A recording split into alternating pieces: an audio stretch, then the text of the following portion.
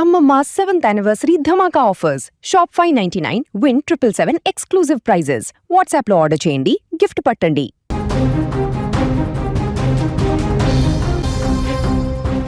Right, ఇక తమిళనాడు రాజకీయాల్లో దశాబ్దాల పాటు తిరుగులేని చక్రాధిపత్యం తిప్పిన అన్నా డీఎంకేలో అసమ్మతి సెగలు భగ్గుమన్నాయి. ఆ పార్టీలో సగానికి పైగా ఎమ్మెల్యేలు విజయ్కు మద్దతు తెలపడంతో ఆ పార్టీ సంక్షోభంలో పడింది.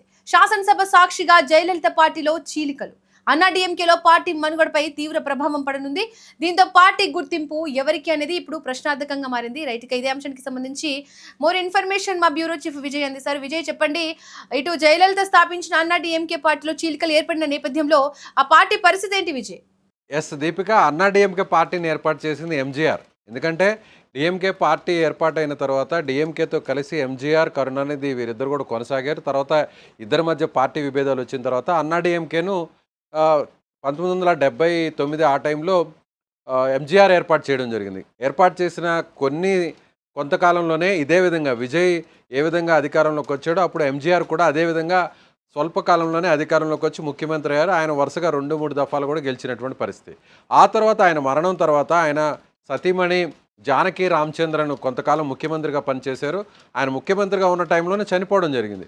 సో ఆమె పనిచేసినా కూడా పార్టీ క్యాడర్ అంత యాక్టివ్గా పనిచేయలేకపోయారు. ఆ తర్వాత జరిగినటువంటి ఎన్నికల్లో అన్నా డీఎంకే పార్టీ ఓడిపోవడం జరిగింది. దాంతో జానకి రామచంద్రన్ పార్టీని వీడి పక్కకు వెళ్ళిపోవడంతో అప్పటి వరకు యాక్టివ్ మోడ్లో ఉన్నటువంటి జయలలిత, జానకి రామచంద్రన్ ఎప్పుడైతే ముఖ్యమంత్రి అయ్యారో ఈమె కొంత ఇన్యాక్టివ్గా మారిపోయినటువంటి పరిస్థితి. సో పార్టీకి సంబంధించిన నాయకత్వం అంతా కూడా జయలలితనే ఉండాలి పార్టీకి సంబంధించి రథసారథిగా అంటూ కోరడంతో జానకి రామచంద్రన్ ఆ బాధ్యతల నుంచి తప్పుకొని జయలలితను పార్టీకి సంబంధించిన చీఫ్ చేయడం, ఆ తర్వాత జరిగినటువంటి మరుసటి ఎన్నికల్లో అన్నా డీఎంకే పార్టీ ఘన విజయం సాధించినటువంటి పరిస్థితి తెలిసిందే.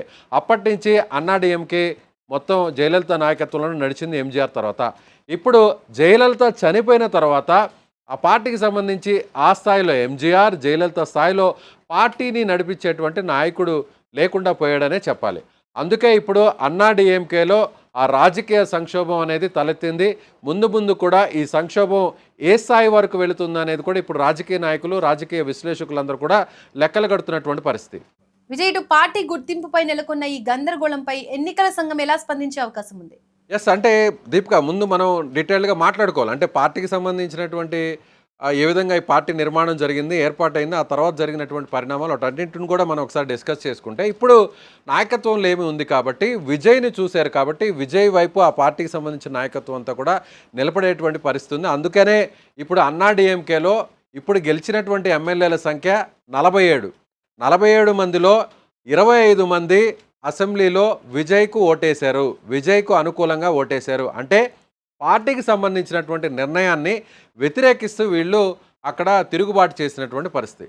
ఎన్నికల నియమావళి కానీ లేదంటే రాజ్యాంగం చెప్తున్నటువంటి విషయాలను కానీ మనం ఒకసారి పరిశీలన చేస్తే గతంలో జరిగినటువంటి పరిణామాలను కూడా మనం ఒక చిన్న ఉదాహరణగా నేను చెప్పేటువంటి ప్రయత్నం చేస్తాను. ఇదే విధంగా గతంలో మహారాష్ట్రలో శివసేన, బీజేపీ రెండు కలిసి పోటీ చేశాయి. శివసేన పార్టీ ఏర్పాటైన తర్వాత నుంచి కూడా బీజేపీకి మిత్రపక్షంగా కొనసాగినటువంటి పరిస్థితి. బాల్ థాకరే ఈ పార్టీని ఏర్పాటు చేసినప్పటికీ కూడా ఆయన చనిపోయిన తర్వాత ఆయన కుమారుడు ఉద్ధవ్ థాకరే పార్టీ బాధ్యతలను ఆయన తీసుకోవడం జరిగింది. బీజేపీతో కలిసి ఎన్డీఏలో భాగంగా పోటీ చేస్తే అప్పుడు ఎన్డీఏకి అవసరమైనటువంటి మ్యాజిక్ ఫిగర్ రానటువంటి పరిస్థితి. అప్పుడు శివసేనకు సంబంధించినటువంటి ఉద్ధవ్ థాకరే ఏం చేశారంటే బీజేపీకి హ్యాండ్ ఇచ్చి మోసం చేసి ప్రత్యర్థి పార్టీల్లో కూటమిగా పోటీ చేసినటువంటి ఎన్సీపీ, కాంగ్రెస్తో కలిసి అలాగే ఈ శివసేన 3 పార్టీలు కలిసి అప్పుడు ఉద్ధవ్ థాకరే ముఖ్యమంత్రి అయినటువంటి పరిస్థితి. సో బీజేపీకి ఒక పెద్ద షాక్ ఇచ్చాడు. అప్పుడు దేశ రాజకీయాలంతా కూడా ఒక పెద్ద సంచలనంగా మారినటువంటి పరిస్థితి ఇది 2018-19 టైంలో. ఆ తర్వాత బీజేపీ ఎవరైతే ఉద్ధవ్ థాకరేకి షాక్ ఇచ్చే విధంగా ఒక పెద్ద ట్రీట్మెంట్ ఇచ్చిందనే చెప్పాలి. సో శివసేనలో ఉన్నటువంటి షిండే వర్గం అంతా కూడా ఇదే విధంగా చీలిపోయింది. అప్పుడు దాదాపు 40-50 మంది వరకు గెలిచినటువంటి ఎమ్మెల్యేలలో దాదాపు మెజారిటీ ఎమ్మెల్యేలు 37 మంది ఉద్ధవ్ థాకరేను కాదనుకొని బయటకు వచ్చేసి వీళ్ళందరూ కూడా తిరుగుబాటు చేశారు. షిండేకి సంబంధించినటువంటి వర్గంగా వీళ్ళు గుర్తింపు పొందారు. షిండే నాయకత్వంలో శివసేనకు హ్యాండ్ ఇచ్చి వీళ్ళు బయటకు వచ్చేశారు. బయటకు వచ్చి బీజేపీకి సపోర్ట్ చేసి బీజేపీతో అక్కడ అంటకాగినటువంటి పరిస్థితి, బీజేపీ ప్రభుత్వాన్ని ఏర్పాటు చేసినటువంటి పరిస్థితి జరిగింది. అంటే అప్పుడు ఎన్నికల సంఘాన్ని వీళ్ళు రిక్వెస్ట్ చేయడం జరిగింది. షిండే వర్గం అసలైన పార్టీ మాదే, శివసేన పార్టీ ఉద్ధవ్ థాకరేది కాదు, మెజారిటీ ఎమ్మెల్యేలు రాజ్యాంగంలో ఉన్నటువంటి క్లాజ్ ప్రకారం చూస్తే సో మెజారిటీలో 2/3 ఎవరికైతే ఎమ్మెల్యేలు ఉంటుందో, ఆ ఎమ్మెల్యేల సంఖ్య ఉంటుందో వాళ్ళకే ఆ ఎన్నికల గుర్తు కానీ పార్టీకి సంబంధించినటువంటి గుర్తు కానీ కేటాయించాలి, పార్టీ పేరును కూడా వాళ్ళకే కేటాయించాలనేది ఇప్పటి వరకు ఉన్నటువంటి ఒక నియమావళి.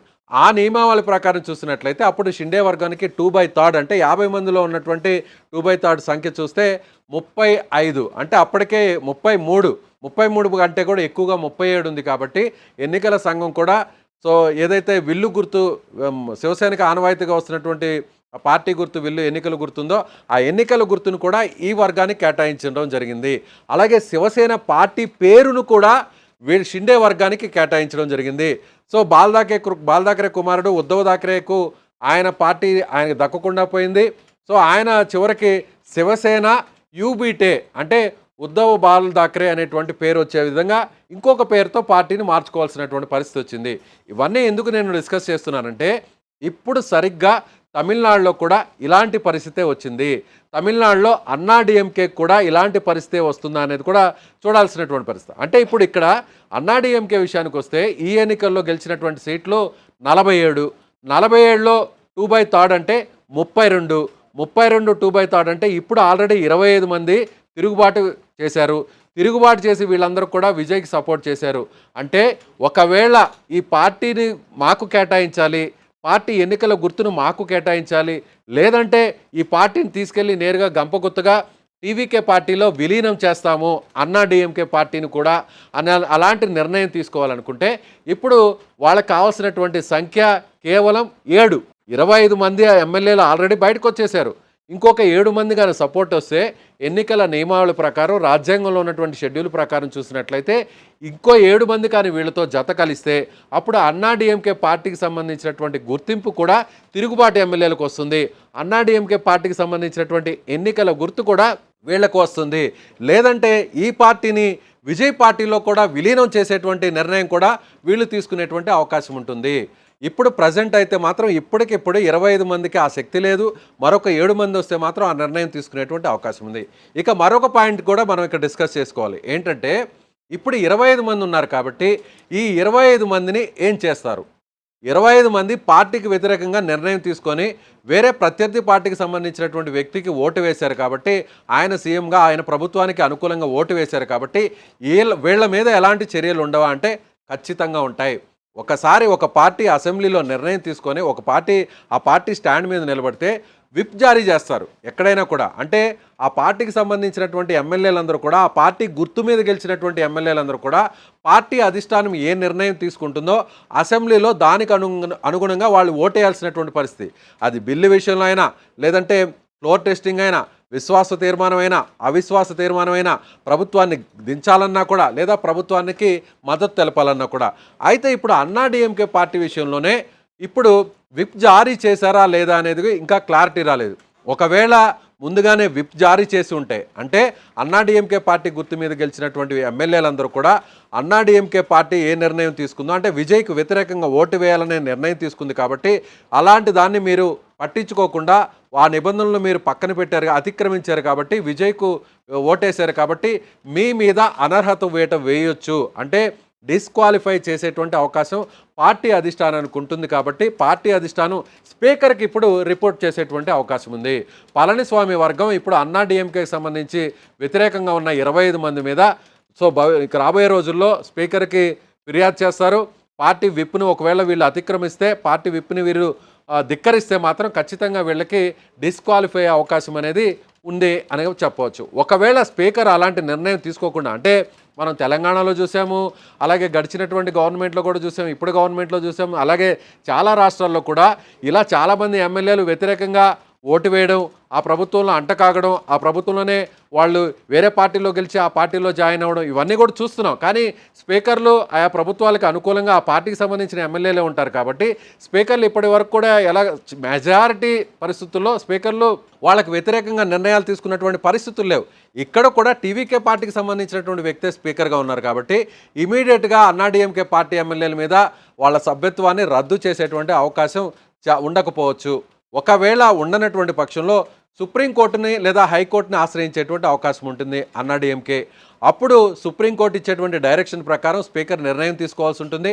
అదే జరిగితే అప్పుడు అన్నాడీఎంకేలో గెలిచినటువంటి ఎమ్మెల్యేలు 25 మంది ఎవరున్నారో విజయ్కి సపోర్ట్ చేసిన 25 మంది, విజయ్కి ఓటేసిన 25 మందిని రద్దు చేస్తే, వాళ్ళ శాసనసభ సభ్యత్వాన్ని రద్దు చేస్తే అప్పుడు మళ్ళీ తిరిగి ఇప్పుడు ఖాళీ ఎవరైతే ఓటేసినటువంటి 25 మంది ఉన్నారో 25 మంది ప్లేస్లో ఉప ఎన్నికలు జరిగేటువంటి అవకాశం ఉంది. ఇది రాజ్యాంగం చెప్తున్నటువంటి పరిస్థితి కానీ, ఎన్నికల నియమావళి కానీ, చట్టం చెప్తున్నటువంటి పరిస్థితి.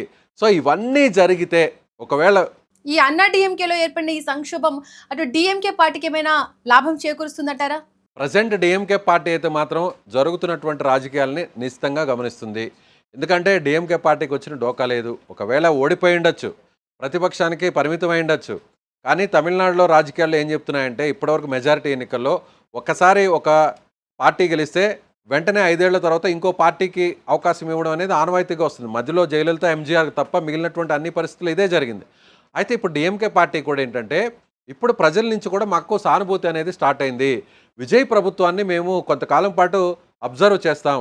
ఒకవేళ విజయ్కు వ్యతిరేకంగా మేము నిర్ణయం తీసుకొని పోరాటాలు చేస్తే అది మాకు ప్లస్ అవుతుంది.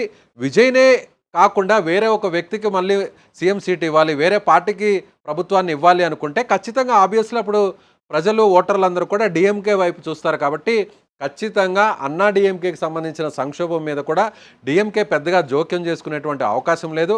మరొక వైపు డిఎంకే కూడా ఏం చేస్తుందంటే విజయ్తో కలిసి నడవడానికి ఇష్టం లేనటువంటి అన్నా డిఎంకే ఎమ్మెల్యేలో లేకపోతే అన్నా డిఎంకేకి సంబంధించిన నాయకులు ఎవరన్నా ఉంటే వాళ్ళని తమ వైపు తిప్పుకునేటువంటి అవకాశం డిఎంకే ఆ ప్రయత్నాలు చేస్తుంది. ఆ ప్రయత్నాలు ఎంతవరకు జరుగుతాయి కూడా ముందు నిర్ణయం జరిగేటువంటి అవకాశం ఉంది. సో ఇప్పుడు అన్నా డిఎంకే ఎపిసోడ్ అనేది ఇప్పుడు తమిళనాడు రాజకీయాల్లో ఇది ఒక కొత్త ఎపిసోడ్గా చెప్పొచ్చు.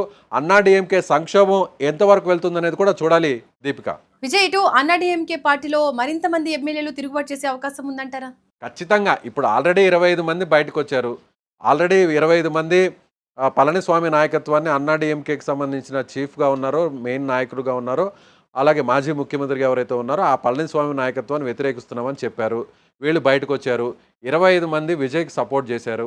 మరికొంతమంది అంటే మనం ముందుగా చెప్పుకున్నట్టుగా ఇంకొక 7-8 మంది కానీ అన్నా డిఎంకే ఎమ్మెల్యేలు మళ్ళీ విజయ్ వైపుగా నిలిస్తే వీళ్ళందరూ కూడా ఒక సపరేట్ వర్గంగా ఏర్పడితే అప్పుడు ఖచ్చితంగా ఎన్నికల నియమావళి ప్రకారం ఎన్నికల సంఘం కూడా వీళ్ళకే అన్నా డిఎంకే పార్టీ పేరును కేటాయిస్తుంది.